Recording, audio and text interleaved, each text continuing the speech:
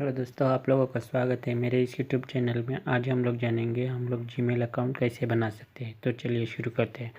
सबसे पहले तो आपको gmail.com की साइट पे आना है। इधर आप लोगों को ऐसे इंटरफेस दिखेगा। इसमें आपको क्रिएट अकाउंट के बटन पे क्लिक करना है। उसके बाद आप लोगों को एक फॉर्म सामने आएगा। इसमें फर्स्ट नेम, लास्ट नेम और बाकी की डिटेल्स पूछेगा। उसको आपको फिलअप करना है। फिर सिंपली नेक्स्ट पे क्लिक करना है। उसके बाद आपको डिज़ायर्ड ईमेल एड्रेस और पासवर्ड के बारे में पूछेगा, तो उसको फिलअप करके हम लोगों को नेक्स्ट पे क्लिक करना है।